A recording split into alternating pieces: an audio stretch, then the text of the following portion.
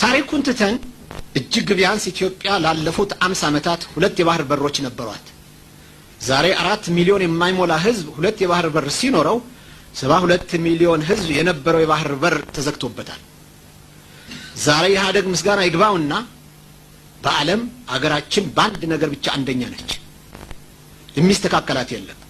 ይሄውም በአገራችን የቆዳ ስፋትና የህዝብ ብዛት የባህር በር ከሌላቸው አገሮች ኢትዮጵያ አንደኛ ነች።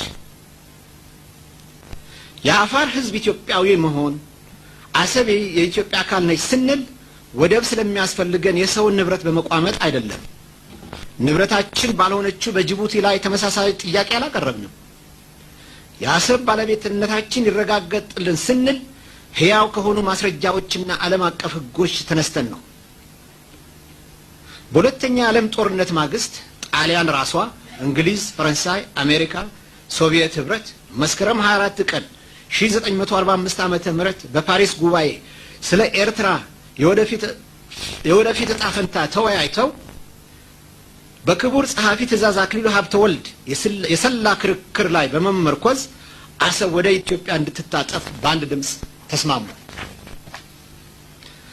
የተባበሩት መንግስታት ጠቅላላ ጉባኤን በውሳኔ ቁጥር 289 ንዑስ ቁጥር 4 ስለ ቀድሞ የጣሊያን ግዛቶች ተወያይቶ የኢትዮጵያ ታሪካዊ ሀቅ እና ምድረ ገጽታዊና የዘር ግንኙነትን በተለይም ህጋዊና ፍትሃዊ የሆነው የኢትዮጵያ የባህር በር መብት ከግንዛቤ አስገብቶ የኤርትራ ህዝብ ፍላጎት ምን እንደሆነ እንዲያረጋግጥ የተባበሩት መንግስታት አንድ ኮሚሽን አቋቋመ።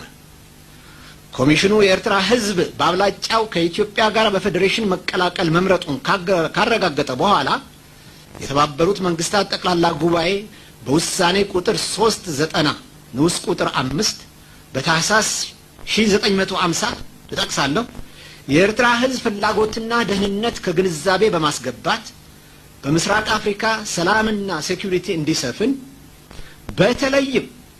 በተለይም የኢትዮጵያ ህጋዊና ፍትሃዊ የባህር በር መብት እንዲከበር ኢትዮጵያ ከኤርትራ ጋር በፌዴሬሽን እንድትቀላቀል ወሰነ እና የወደብ ጉዳይ በዚሁ ተፈታ።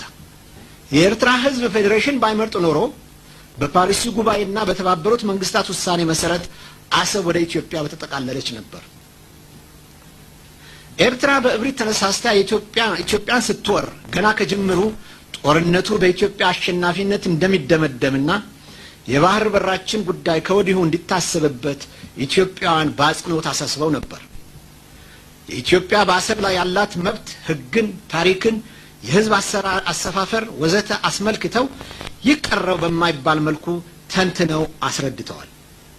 ይህ ሁሉ ጥረት ኢህአዴግ ከጀመረው የተሳሳተ ጎዳና እንዲታቀብ ለመምከር ነበር።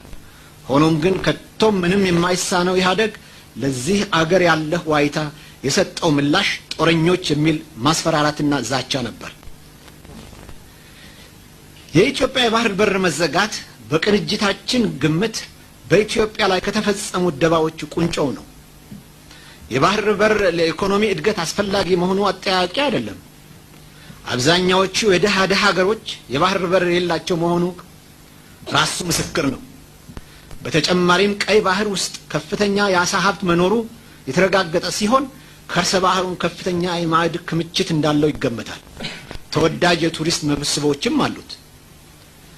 የአሰብ ወደ ኤርትራ መታጠፍ ደህንነታችንን ብሎም ህልውናችን ከፍተኛ አደጋ ላይ ጥሏል።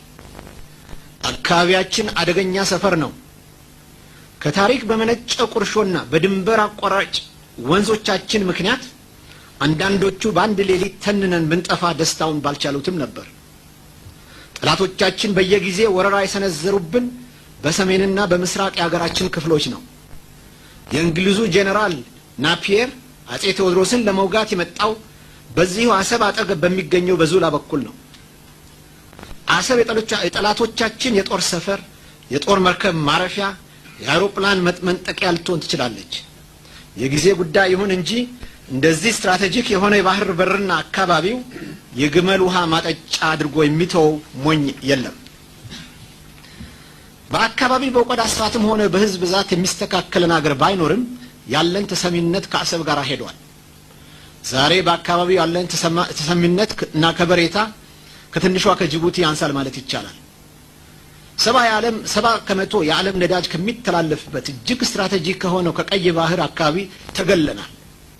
ዛሬ አገራችን ከመቼም ይበልጥ ልማቷና መጻኢ ዕድሏ የባህር በር ባላቸው የጎረቤት አገሮች እጅ ወድቋል። የቀረችን ብቸኛ መግቢያና መውጫችን ጅቡቲም በቅርብ ጊዜ አንድ የዱባይ ኩባንያ ተረክቧት ኩባንያው እንዳሻው ታሪፍ ይቆልልብናል። በቅርብ ቀን ኩባንያው የጨመረው ታሪፍ ለማስቀነስ ጠቅላይ ሚኒስትራችን ለልመና ጅቡቲ መሄዳቸው ብሔራዊ ክብራችንን የሚያንኳስስ ተግባር ነው። በአንድ ወይንም በሌላ ምክንያት ከአንድ አረብ ሀገር ጋር ቅራኔ ብንገባ ብቸኛ መግቢያ መውጫችን በላያችን ሊቀረቀር ነው። አማራጭ ናቸው እየተባሉ በየጊዜው በኢህአደግ እስኪሰለቸን የሚነገረን ወደቦች ከሞምባሳ በስተቀር ሁሉም የአረብ ሊግ አባል አገሮች ወደቦች ናቸው። ኤርትራ ሀገራችን በግፍና በንቀት ከወረረች በኋላ ጀግናው የመከላከያ ሰራዊታችን የጠላትን ጦር ድባቅ መጥቶ ወራሪው ጦር ኢንተርናሽናል ሕግ በሚፈቅድለት መሰረት ክትትል ሆት ፐርሱት በማድረግ የጠላት ግዛት ውስጥ ዘልቆ ገብቶ ሰፊ የጠላት መሬት ይዞ ነበር።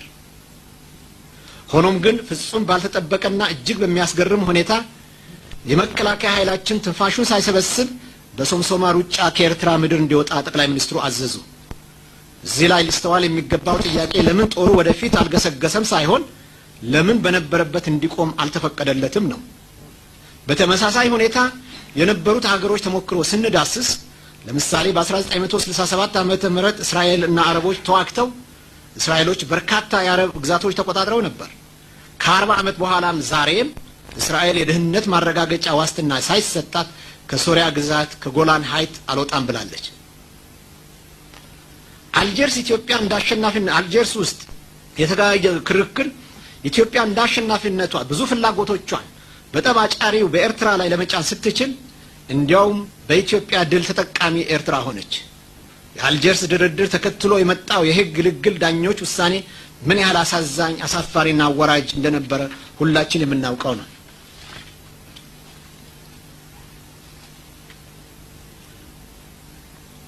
የኢትዮጵያ ደህንነት በተመለከተ ኢህአደግ የሚሰራው አንዳንዴ ድፍንቅል ይሆናል። ለምሳሌ የሄጉ የግልግል ኮሚሽን ጾረና የቀኝ ግዛት ውል በሚደነገው መሰረት የኢትዮጵያ ግዛት መሆኑ ደጋግመው ቢያረጋግጡም የኢትዮጵያ ወኪሎች የለም የኤርትራ ግዛት ናት ብለው ስለተከራከሩ ኮሚሽኑ ጾረና ለኤርትራ እንዲሰጥ ተገደደ።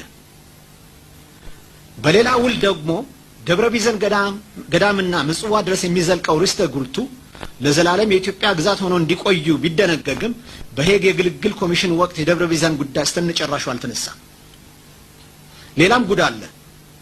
በአገራችን በምስራቁ በኩል ኢጣሊያ ከጣሊያን ጋር የፈረመችው ውል ወሰኑ ከባህር ወደ ውስጥ 60 ኪሎ ሜትር መሆኑ ቢደነግግም ማንም በማያውቀው ምክንያት ከኢትዮጵያ ሕዝብ በስውር ኢህአደግ በሽግግር መንግስት ውስጥ የኤርትራ ወሰን ከቡሬ ማለት 71 ኪሎ ሜትር ወደ ውስጥ ገብቶ እንዲሆን ተስማማ።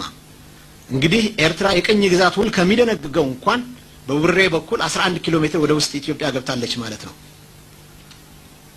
ኢህአደግ ከነዚህ ስህተቶች ውስጥ የተዘፈቀው በአገር ፍቅር እና በንጹህ ልቦና ተነሳስቶ የሚያቀርቡለትን ሐሳብ በማጣጣሉ ነው። ሌላው የኢህአደግ ችግር ስልጣንና ዕውቀት ሁሉ ጊዜ አብረው የሚሄዱ ይመስለዋል። ስልጣንና ዕውቀት ሁሉ ጊዜ አብረው እንደማይሄዱ አንድ ድሮ የቀዳማዊ ኃይለ ሥላሴ ዩኒቨርሲቲ ተማሪ የገጠመው ግጥም በደንብ ይገልጸዋል። አጼ ኃይለ ሥላሴ የልጅ ልጃቸው ባል የነበሩት ልጅ ካሳ ወልደ ማርያምን ብዙ ምሁራንን አልፈው የዩኒቨርሲቲ ፕሬዚደንት ስላደረጓቸው ተማሪው ብቁ አይደሉም በሚል እንዲህ ሲል ገጠመ። ላም እሳት ወለደች ወንፊት ውሃ ቀዳ፣ ሺህ ግመል አለፈ በመርፌ ቀዳዳ፣ በሰንበሌጥ ቁጣ ወደቃሉ ወርካ፣ በትእዛዝ ሊቅ መሆን ይሄም አለለካ ብሎ ገጠመ። እንግዲህ ይሄ አባባል ለኢህአደግም አግባብነት ይኖረዋል።